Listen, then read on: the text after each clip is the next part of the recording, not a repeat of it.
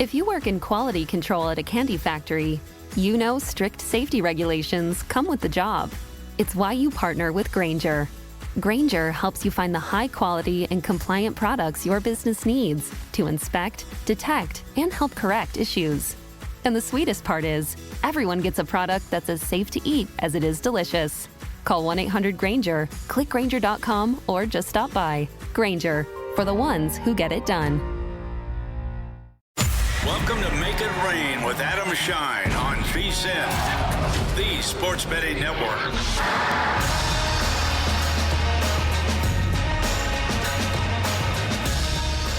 Yes, Tuesday edition of Make It Rain with Adam Schein here on VSiN, and my goodness, we have so much to do today. You know, I subscribe to the old adage when it comes to Major League Baseball that the first time you really check the standings and you react and you overreact and you preach either patience or panic, it's the Tuesday after Memorial Day. And that's where you kind of take a look at your preseason plays and your preseason bets, and you decide if you want to double down, you decide if you want to hedge, you decide if you want to change. So we're going to have a fun Talk It Out Tuesday Major League Baseball edition today. That is going to be tremendous in terms of the first 2 months of the baseball season are in the books, and I am a big believer that today is the day, Tuesday after Memorial Day, the first time you can truly, accurately cite stats and how it projects and what lies ahead and separate the pretenders from the contenders. And then you start getting into the midway point of the season, and then, of course, the All-Star game and the trade deadline, and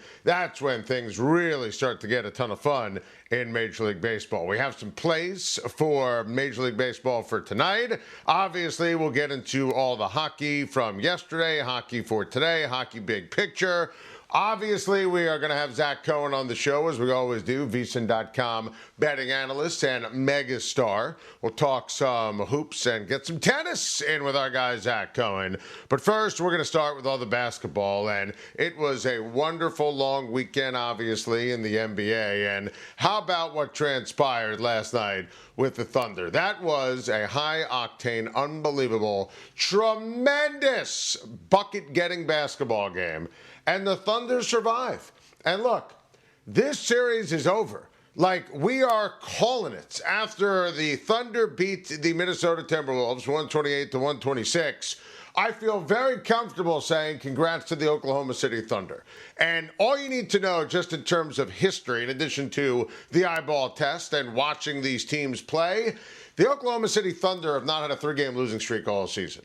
They would have to end the season, this series, losing 3 straight games in order to lose this series. It is not going to happen. I know Thunder fans don't want to hear that. Obviously, we all know about 3-1 back in the day when they were going up against Steph and company, and they had KD, and literally that result changed everything in terms of NBA history. That's not subject to exaggeration or hyperbole in any way, shape, or form. Vegas knows. I mean, the Thunder right now minus 4,000 to win the series. So, I mean, that's what we're talking about here. And look, when you take a look at the numbers for both teams with the Thunder and, of course, with the Minnesota Timberwolves, it's the difference in the stars, right? Shai Gilgeous-Alexander, I mean, it's SGA, MVP, OKC, Larry O. Like, that's what we're talking about here. And I appreciate Doris Burke on ESPN last night trying to frame free throw merchant in a positive way. Because you know, as someone, I told you preseason to bet on SGA winning the NBA MVP. Listen, we are looking at a team, we are looking at a player who is a superstar, who is an MVP.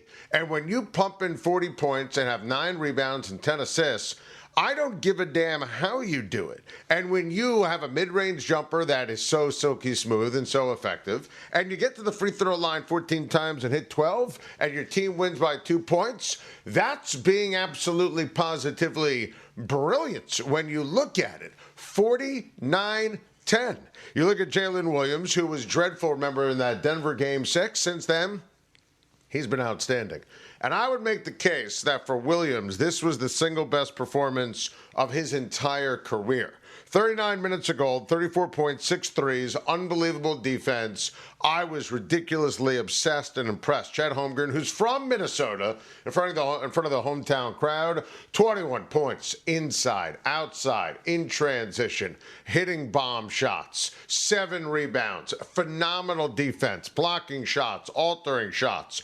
That was absolutely incredible. Lou Dort, his defense was unbelievable in this game, and that's not a surprise. This is who OKC is. This is what they do. And on the flip side, and I mentioned the Dort defense, and sure, Lou Dort was part of this. Anthony Edwards was awful. And, he had the whole Shaggy approach. It wasn't me after the game, refused to take the blame and, said he was trying to make good plays and be smart about it and wasn't his fault. Listen, that's a terrible job here by Anthony Edwards. And I'll give you an example, right? LeBron James can impact the game positively when he doesn't shoot in terms of volume. Anthony Edwards is on the court to dominate as a scorer. It is his job to score the basketball. And I get it, right? 126 points in the game, that's impressive for Minnesota.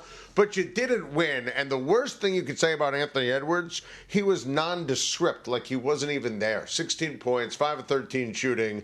It was a garbage, unacceptable performance from Anthony Edwards. And he can't talk postgame about making the right basketball play. He's going to have the ability to score the ball and score 20 to 40 points in a game that really last night was the series in so many different ways. So that was a terrible, terrible job by Anthony Edwards. And again, juxtapose it. Edwards had 16, 5 of 13 shooting, and you saw more free throws being attempted by SGA than shots from the field from Anthony Edwards. SGA had 40 points. Anthony Edwards had 16. It is disrespectful to put Anthony Edwards in the same category as SGA. SGA is the better player, more valuable player, more dominant player. And I understand that Anthony Edwards can be dominant, unstoppable, but in these spots head-to-head, and it's in Anthony Edwards' home arena, and the crowd's going nuts, that's terrible. Not to mention the fact Julius Randle was 1 of 7 from the field, had 5 points, 0 of 3 from 3. Julius Randle, and listen, this is why I didn't like this trade from a Minnesota perspective. And he had a first great couple rounds in the postseason. Julius Randle's not a primetime player. You can't have him as your number 2 scorer if you want to ultimately go out and win a championship. Now, Dante DiVincenzo was unbelievable last night, and Alexander Walker was excellent, but you can't win. And again, great game in terms of the competition, but last night was a great example why OKC is winning a chip. It's as simple as that. Think about the fact that they lost by 40 points, 143 to 101 in the game before, and then OKC bounces back brilliantly in game number 4. And also, every single punch that Minnesota threw, OKC was able to respond. And that's why in Vegas right now, they are such a heavy favorite when it comes to winning a championship, and they should be. Minus 370. And look, this was our preseason pick. This was our before the postseason pick. This is our today on the 27th of May pick. This will be our pick tomorrow. So we've been ahead of the curve on this. And when OKC wins a championship, I'm telling you, it's going to go down in history as one of the great single seasons we have ever seen in the history of the NBA. So I am amped for OKC. I'm very disappointed for the Minnesota Timberwolves and for all the fine folks who love Minnesota.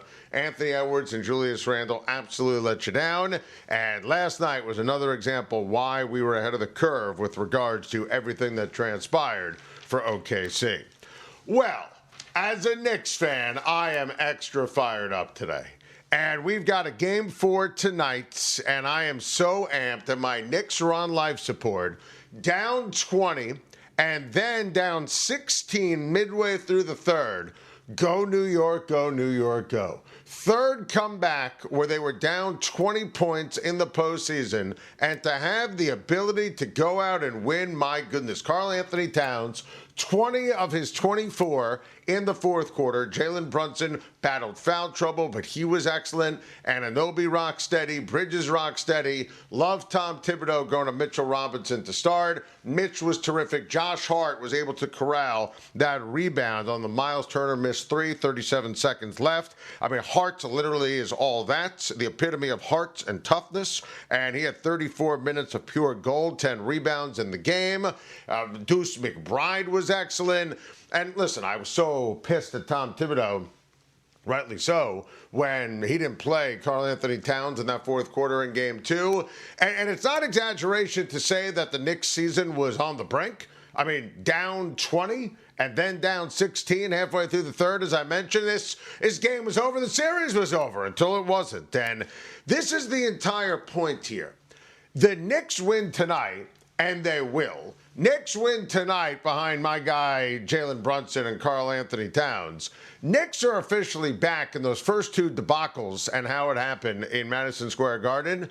It's no harm, no foul, and it never happened. So if it's tied at 2 games apiece going back to game 5, it's, for best 2 out of 3 and go play basketball. So obviously Nesmith being banged up in a game time decision, and even if he plays clearly with the ankle not 100%, listen, we've seen the spread now even shrink a little bit more in Indiana's, New York's favor. But if you can get it at 2.5 at plus 114, absolutely, I am taking that. And, you take a look at some of the props for tonight. There are a lot of these point props that I genuinely am interested in and kind of enamored with tonight. One for Indiana that I like, especially I mentioned the injury with Nesmith. I mean, Nembrand, I think, and Nebhard, what he's able to do, Nebhard at 11.5. That over seems kind of tasty. Love Cats going over 21.5.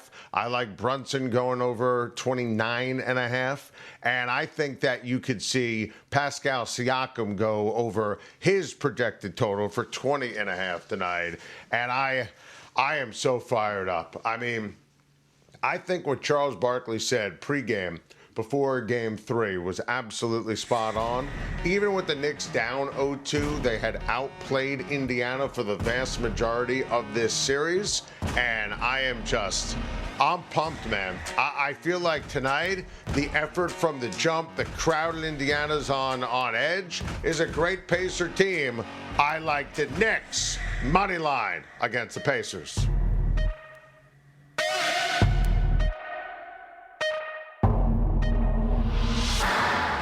If your job at a healthcare facility includes disinfecting against viruses, you know prevention is the best medicine. And maintaining healthy spaces starts with a healthy cleaning routine. Grainger's world-class supply chain helps ensure you have the quality products you need when you need them. From disinfectants and cleaning supplies to personal protective equipment, so you can help deliver a clean bill of health. Call 1-800-GRAINGER, click Grainger.com, or just stop by. Grainger, for the ones who get it done.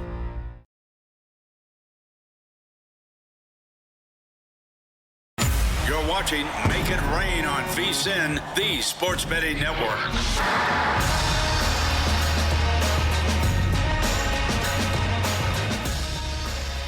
Smarter bets start with VSiN Pro. Now it's time to join. Through May the 31st, lock in 14 months for just $199. 2 extra months free when you use the promo code PRO at checkout. That's less than 50 cents a day for daily email with the best bets from the VSiN hosts and the guests. Real-time betting splits from DraftKings and Circa.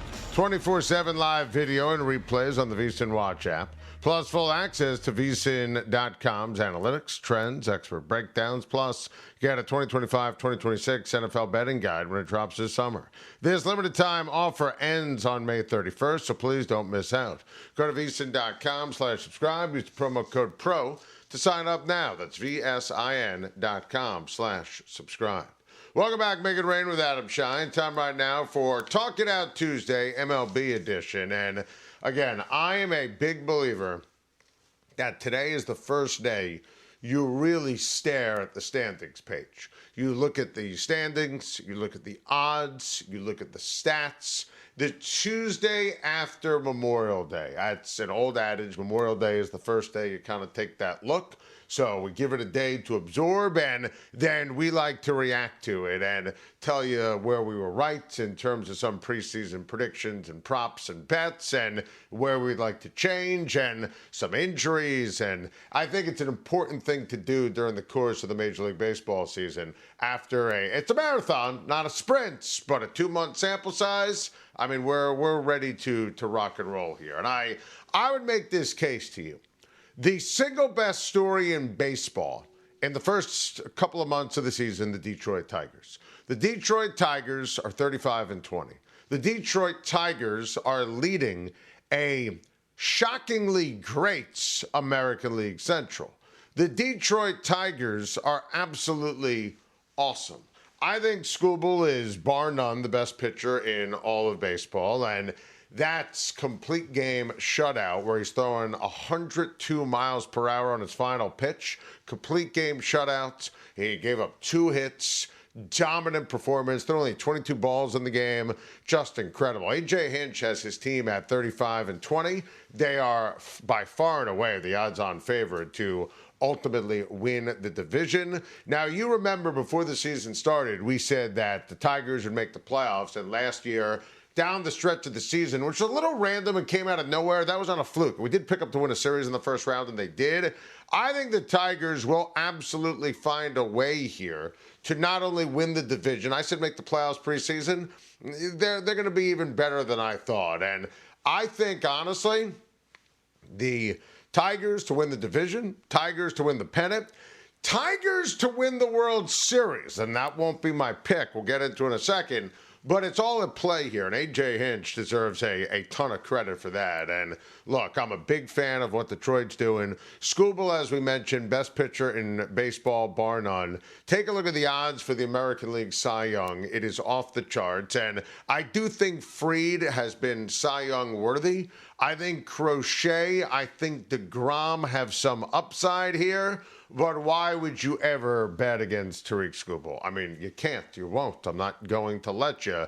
He has been, without question, not just the American League, but the best pitcher in all of baseball. I do want to stress I've been dead wrong on the Minnesota Twins, and after a dreadful start, and I still don't believe that Minnesota is going to make the playoffs. I would never pick them. I would never bet them. I do think the Royals will make the playoffs. You've got 3 teams in that division, and after the Detroit Tigers that have at least 29 wins, Cleveland, Minnesota, and Kansas City all have 29 wins. I think the Royals, if you're looking for some juice to win the division plus 800, a chance it'll be Detroit, but that was my preseason pick. I still think the Royals will make the playoffs. Not feeling it at all, even though I'm impressed, or when it comes to Minnesota. Guards are just solid and good in every phase. I don't think they are a great team. You know, I was not as high on my Yankees as Vegas was before the season started, and Vegas was ahead of the curve. The New York Yankees have been amazing, and I'm sitting here throwing all these flowers in the direction of the Detroit Tigers. Yankees are right there. Yankees are 33-20. And it's kind of incredible when you look at now the odds to win the division for the Yankees at minus 360. Yankees have a 6-game lead on second place Tampa, and I don't think Tampa's going anywhere in any way, shape, or form. Red Sox have been a disappointment. I picked them before the season started to win the division, and Crochet's been amazing, but Boston right now has had injuries, and they got the wrong players up in the bigs, and the Devers drama and ineffective play. I still believe in Boston to eventually make the playoffs. You have a whole bunch of mishmash of teams after Detroit's and the Yankees in the American League. I still love Alex Cora, but I do acknowledge there's been something just off when it comes to the chemistry, the hitting, the injuries, the vibes overall from the Red Sox. I'm not giving up quite yet. By the way, Aaron Judge is having one of the best seasons in the history of Major League Baseball. And it's not hyperbole. It is the Tuesday after Memorial Day, and Vegas says the American League MVP race is over. And I'm not going to argue with it. I mean, this is ridiculously amazing. This is off the charts. I mean, we're talking about a 400 hitter. We're talking about the leader in homers. We're talking about a run producer. We're talking about the reason why the Yankees are running away with the American League East. I mean, I've said that he's Ted Williams meets Barry Bonds. No, he's Aaron Judge. That's who he is. That's how great he is. And it's pretty amazing to watch. I believe in the Mariners. I also believe that the Mariners, if they miss the playoffs, have missed an opportunity to fully bury the Houston Astros. Astros, I did not pick to make the playoffs preseason. A couple of picks I felt really great about. The Orioles missing the playoffs, and Baltimore has been the biggest failure in the American League. But I thought the Astros would miss it as well, and I still believe that. I just feel like the Mariners have missed a golden opportunity with a couple of games that they could have won to be up even more in this division. Rangers are my pick to win it preseason. I still think they're going to get there when it's all said and done. I could see Rangers, Mariners, which I picked preseason, still making the playoffs.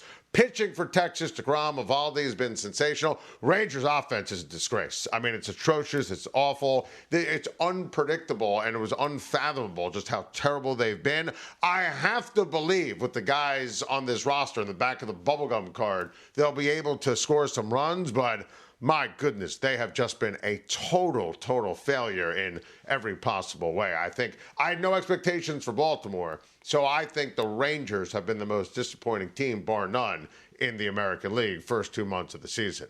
NL West is still the best. Dodgers 33-21, and they've had 14 different starting pitchers this year. Talked to Dave Roberts, the Dodgers manager, on my SiriusXM radio show last year in December after they won the World Series. He gave me credit for recognizing the journey and the path and all the injuries and how that helped propel the Dodgers in the playoffs. This will help them in terms of being battle-tested, but they have to get healthy. This is unprecedented. Sounds like Shohei Ohtani will pitch in the second half of the season, and the Dodgers need to start stockpiling some wins because the rest of the division isn't going anywhere. I think the Giants are legit. I didn't pick them preseason to make the playoffs, but I did like their over for wins. They're on track for that.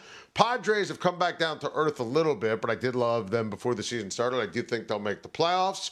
And Arizona, I still believe in. They have been wildly disappointing, but the talent, the manager, the pitching, it's all there. I think the Diamondbacks will be able to perform much better down the stretch of the season. We are at the Tuesday after Memorial Day, and the Philadelphia Phillies are the best team in the National League.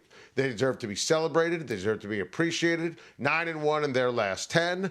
I mean, it is amazing when you take a look at Philadelphia, who we said would make the playoffs before the season.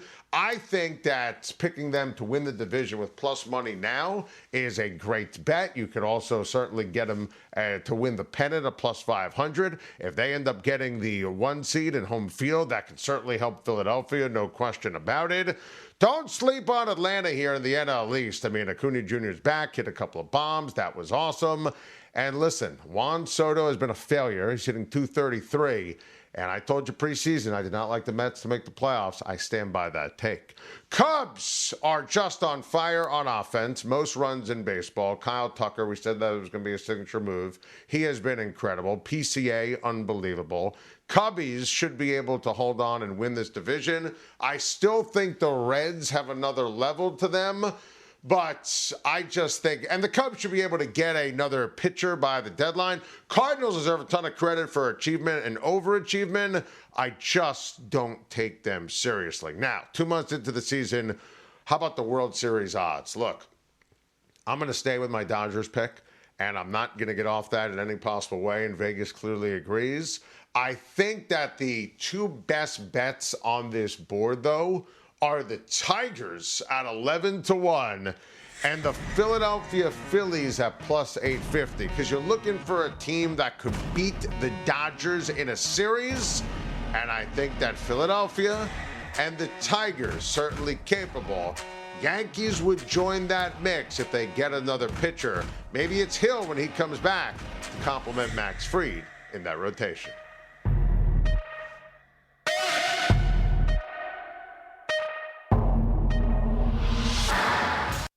You're watching Make It Rain on VSiN, the sports betting network.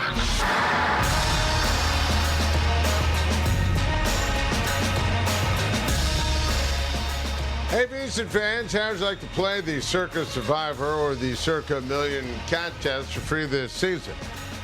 Winner's Circle Proxy is giving away at least one free $1,000 entry to each contest, plus full proxy service. And get this, you're going to be paired with a VSiN host for strategy all season long. Enter now for your chance to win. Just visit winnerscircleproxy.com/VSiN. winnerscircleproxy.com/VSiN. Welcome back, Make It Rain with Adam Schein. Joining us right now live on the Progressive Guest Line. You know him, you love him, you can't live without him.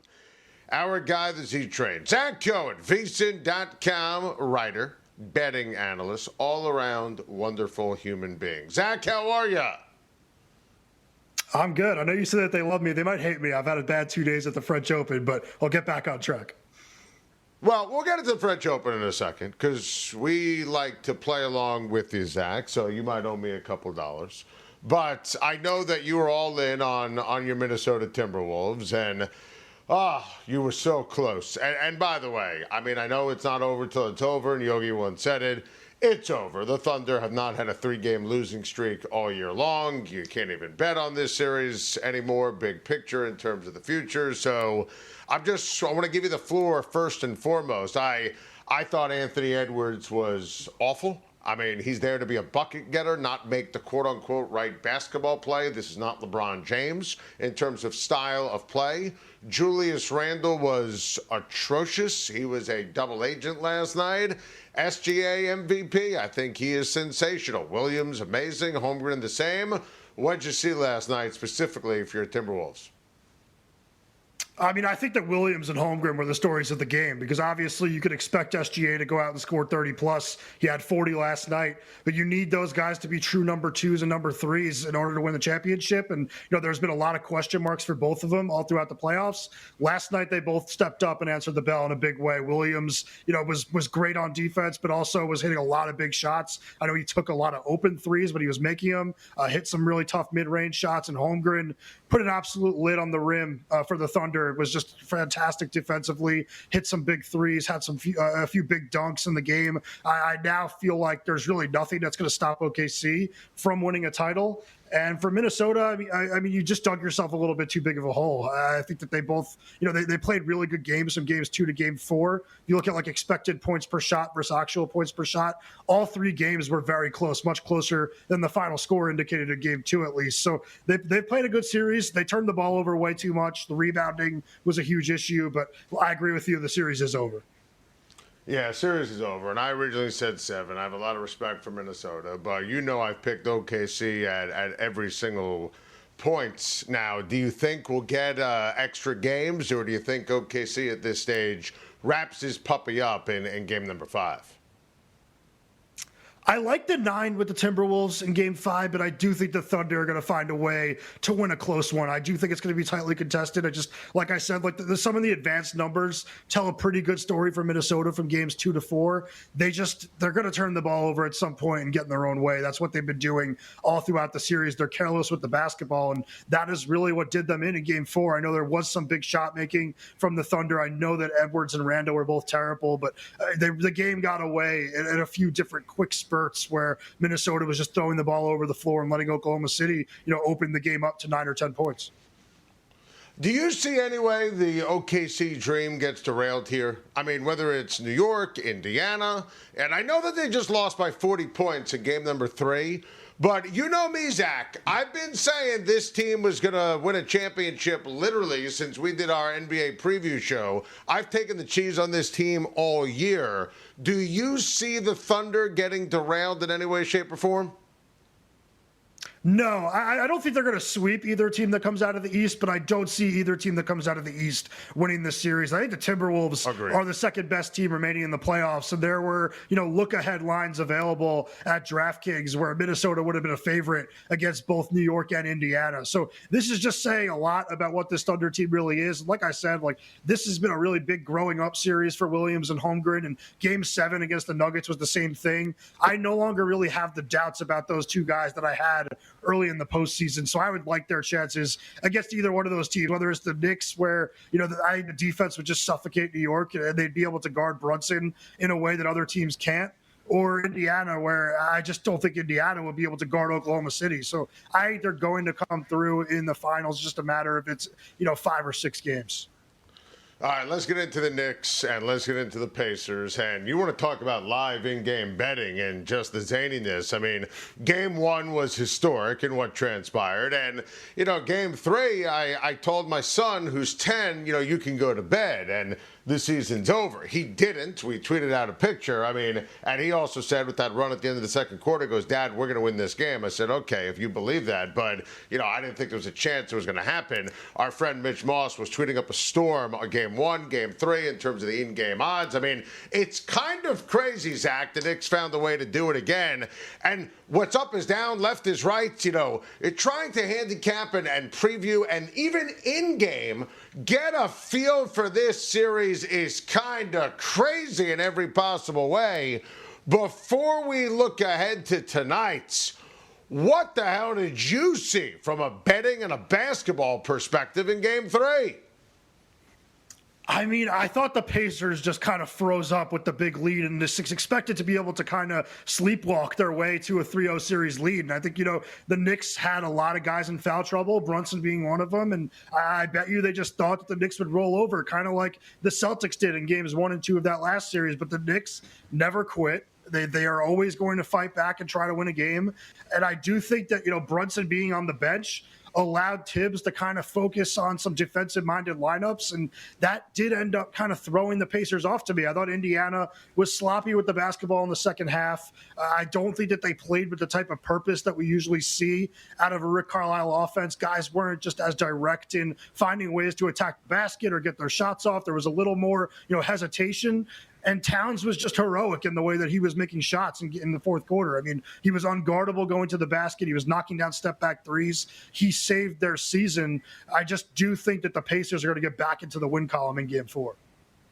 All right, so let's hit on that. You're picking Indiana. You think my Knicks are going to fail after that incredible comeback, down 20, down 16 midway through the third. Cat scores 20 of his 24 in the fourth quarter. Brunson, Mr. Clutch, Hart showing just that, epitome of heart and toughness. And our guy, Zach Cohen, unimpressed and can't wait to pick the Indiana Pacers.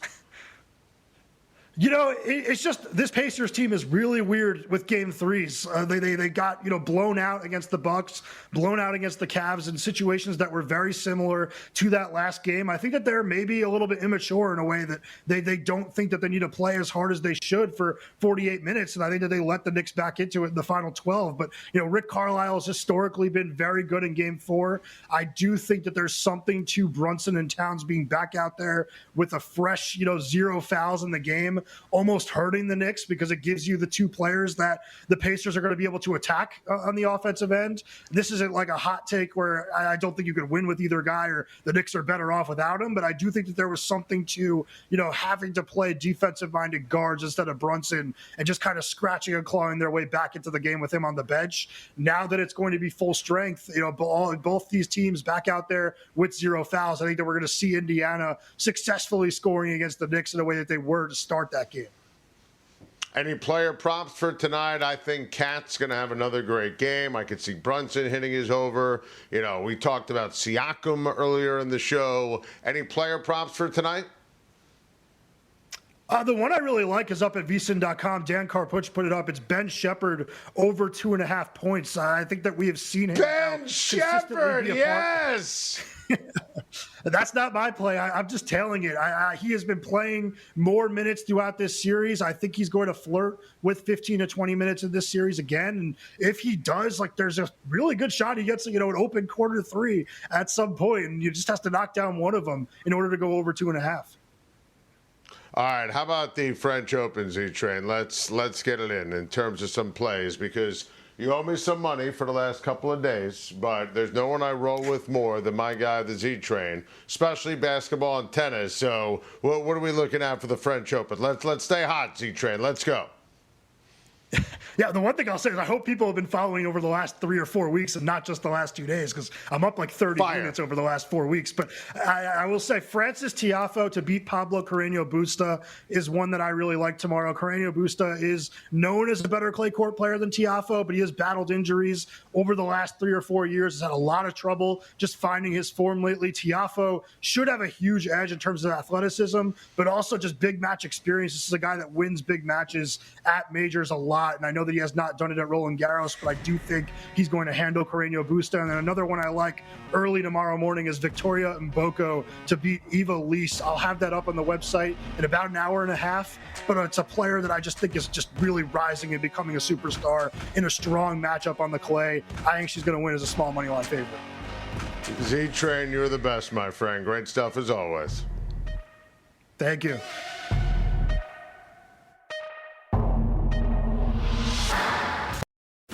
If you work in quality control at a candy factory, you know strict safety regulations come with the job.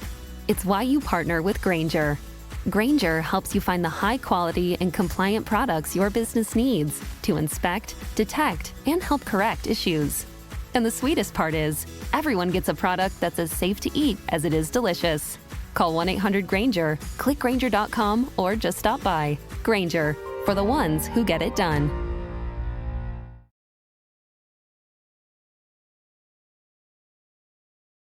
You're watching Make It Rain on VSiN, the sports betting network.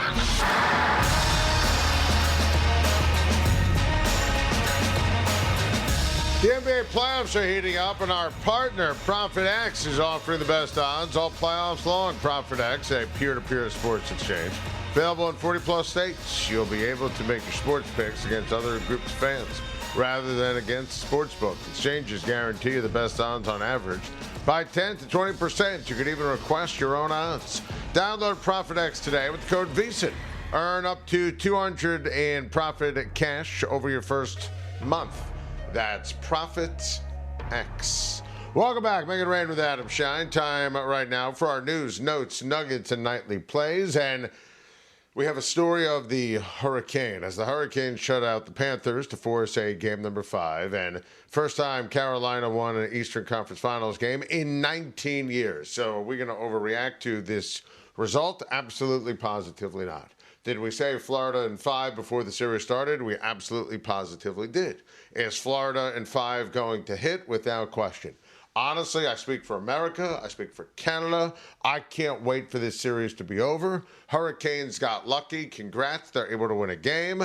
The Hurricanes have no shot at coming back against the Florida Panthers. You could already fast forward here when it comes to the Stanley Cup final, and we'll see the Florida Panthers trying to win Lord Stanley's Cup again. Now, it's going to be, I believe, a rematch of last year, and that's going to be incredible for the NHL. Stars, Oilers, Game 4 tonight. Edmonton leads the series 2-1, and my goodness, friend of the show, Zach Hyman, was amazing last game with a couple of goals. Connor McDavid the same, and it was just incredible to watch. And I expect the Oilers to win tonight, and so does Vegas. You see Edmonton minus 155 on the money line.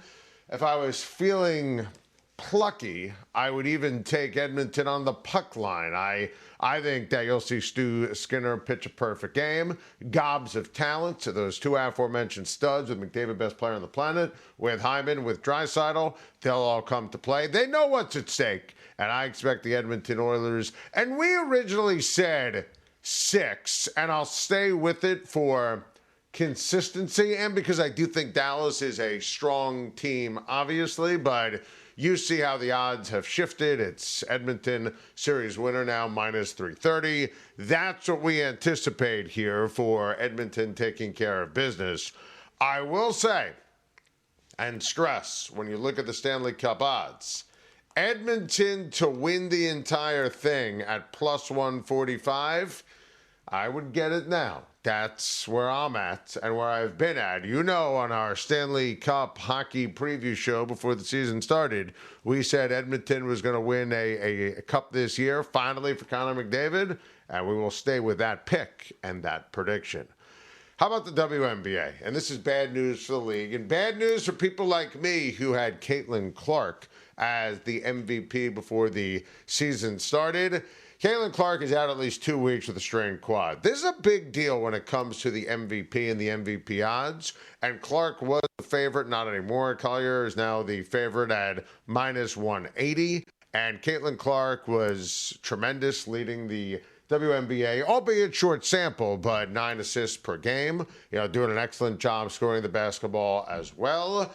I do think that when you look at the odds right now, and I think that Breanna Stewart is as majestic as it gets as an MVP candidate. But with Sabrina Ionescu and a lot of talent, it's tough to place a bet now on another player. Kelsey Plum at 55-1 interests me, but I think it'll be difficult with regards to where they can finish in the standings. This really throws the market off when it comes to the MVP odds, and I do think 2 weeks, it should be reevaluated in 2 weeks.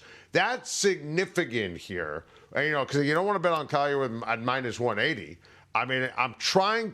In theory, Stewart's the answer. Kelsey Plum, if you think that the squad is going to achieve and overachieve more than, maybe people anticipate. But I really think that this throws the betting market for the WNBA MVP into some shambles here. Now, I think that when Caitlin Clark, and she's never been hurt before as a pro or in college. So even though it's a quad, and that's concerning how it lingers, and I bet she's out for more than 2 weeks because they said she'll be reevaluated in 2 weeks, I still think the Fever a good bet to win the title even at plus 400. So I still think I'm going to stay with that prediction because I'm going to assume that Clark will be back at some point, just need her healthy for the postseason. So that's where I'm at with that pretty significant news with Caitlin Clark being injured for the first time in her basketball life. The Pittsburgh Steelers had day one of OTAs today, and there was no Aaron Rodgers. And that is noteworthy because you have 6 OTA practices, and one is now officially in the books. And Aaron Rodgers did a Q&A over the weekend and said he's not going to the Saints, but he might join a team that's going to play in Chicago. He's asked by a kid, would he ever sign with the Bears? And he said no, but I might sign with the team that's going to play in Chicago. And I don't have to be a combination of Sherlock Holmes meets Adam Schefter when you take a look at the schedule for the Pittsburgh Steelers to see, I don't have to be a sleuth or an insider here, that the Steelers play in Chicago week number 12. So it's getting late early, as Yogi once said, when it comes to the Pittsburgh Steelers and Aaron Rodgers. I'm not one of those. Tom Brady used to show up at OTAs all the time. Then he decided he didn't want to show up at OTAs. One year he wasn't at OTAs, and they won a Super Bowl. So I try not to get too worked up about May and June in the NFL. Not every situation is the same. In theory, if Rodgers is going to be the quarterback, you'd like him there, because he's never thrown a pass to anyone in Pittsburgh before. And right now, the depth chart is Mason Rudolph, and then you have Will Howard. Now, there was the Jeremy Fowler SportsCenter report on ESPN over the weekend that Kirk Cousins is in the mix. We've talked about Kirko as a plan number 2 for the Pittsburgh Steelers, and Cousins was not at Falcons OTAs today. Listen, I think Kirk Cousins was, and I love Kirk, but if you're being honest and objective, Kirk Cousins was the single worst quarterback in the NFL last year. The worst starting quarterback, bar none, in the NFL last year. In a related story, I'd rather have him than Mason Rudolph. So, you look at the schedule, look at the quarterback situation. I love Rodgers. That's documented. Rodgers 41. I think we're looking at a 6-win Steeler team for this upcoming season. Some great baseball to watch and to bet on tonight. We got the Dodgers and the Guardians. Our guy Shohei Ohtani has just been dominant back-to-back games where he's led off the game with a homer. Dustin May is on the bump tonight and one of the few healthy starting pitchers for the LA Dodgers. Guardians are playing good ball. Let's give them some love and some credit. I'll take the Dodgers tonight at minus 130. May is coming off a great start against Arizona where he struck out 8. Phillies, Braves, anytime they get together, it's always significant. We got into that division in our Talk It Out Tuesday baseball edition earlier in the show. Suarez against Strider, and Strider has struggled mightily in his return. Listen, The Braves started the season 0-7. They're a couple games under 500. I think that Acuna Jr. being back is amazing. And I know this game is in Philly, and we talked earlier in the show about Philadelphia being piping hot. Basically a pick 'em tonight. And I kind of like Atlanta. I really think Strider shows up for this one. And, you know, they're 8.5 games out, the Braves are, 25-27. Acuna Jr. being back is great for the Braves, great for baseball.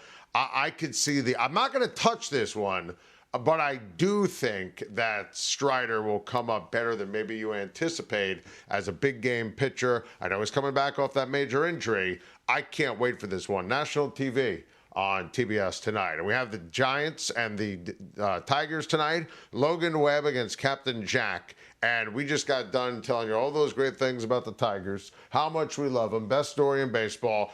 Give me Logan Webb in San Francisco tonight at -118, taking care of business in Detroit.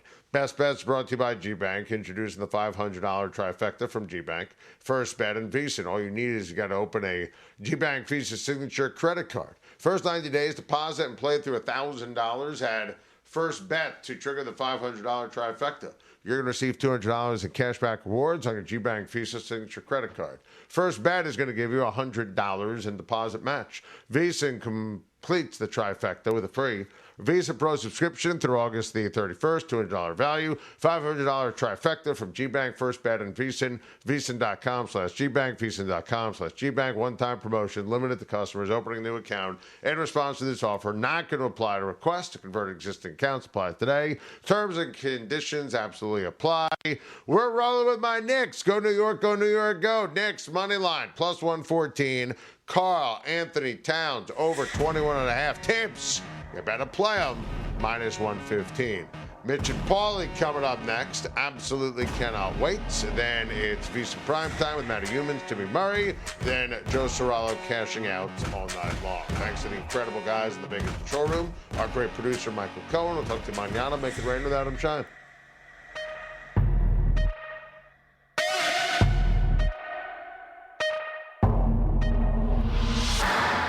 For the ones who get it done, the most important part is the one you need now. And the best partner is the one who can deliver. That's why millions of maintenance and repair pros trust Grainger, because we have professional-grade supplies for every industry, even hard-to-find products. And we have same-day pickup and next-day delivery on most orders. But most importantly, we have an unwavering commitment to help keep you up and running. Call, click Grainger.com, or just stop by. Grainger, for the ones who get it done.